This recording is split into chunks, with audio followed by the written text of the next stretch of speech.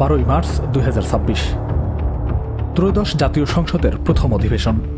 ইতিহাস গড়ার দিন হওয়ার কথা থাকলেও আজ সংসদ ভবন সাক্ষী থাকল এক নজিরবিহীন উত্তাল পরিস্থিতির। রাষ্ট্রপতির ভাষণ ঘিরে সংসদ পরিণত হল প্রতিবাদের মঞ্চে। সবকিছু ঠিকঠাকই ছিল, কিন্তু যখনই স্পিকার হাফিজউদ্দিন আহমেদ ঘোষণা করলেন যে রাষ্ট্রপতি মোহাম্মদ শাহাবুদ্দিন ভাষণ দেবেন, তখনই শুরু হয় হট্টগোল।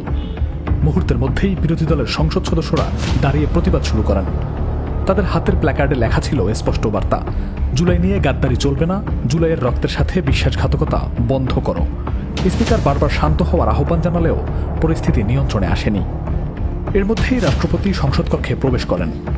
রাষ্ট্রপতি যখন স্পিকারের পাশে আসন গ্রহণ করেন, তখন সরকারদলীয় সদস্যরা সম্মানে দাঁড়িয়ে যান, কিন্তু বিরোধী দলের সদস্যরা প্রতিবাদে তখনও বসে থাকেন। জাতীয় সঙ্গীতের সুর বাজার সময়ও দেখা যায় ভিন্ন চিত্র। কেউ দাঁড়িয়েছেন, কেউ আবার বসেই প্রতিবাদ জানিয়েছেন।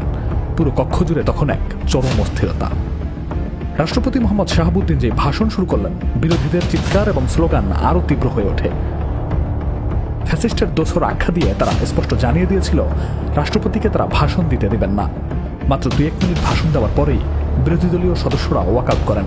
অর্থাৎ নতুন সংসদের প্রথম দিনেই ঘটে গেল ওয়াকআউটের মতো বড় ঘটনা। রাষ্ট্রপতির পদত্যাগ ও তাকে বয়কটের দাবি যে আজ চরম আকার ধারণ করবে তা আগে থেকেই আঁচ করা যাচ্ছিল। আজ যা ঘটল তা কেবল নিয়ম ভাঙার ঘটনা নয়, এটি জুলাই উত্তর বাংলাদেশের রাজনৈতিক সংঘাতেরই এক প্রতিচ্ছবি। একদিকে রাষ্ট্রপতির ভাষণ, অন্যদিকে প্ল্যাকার্ড হাতে স্লোগান। এই অস্থিরতা কি ইঙ্গিত দিচ্ছে সামনে আরও উত্তপ্ত রাজনীতির, নাকি সব বিতর্কের ঊর্ধ্বে উঠে জাতি নতুন কোনো ঐক্যের পথে এগোবে? উত্তরের অপেক্ষায় পুরো বাংলাদেশ।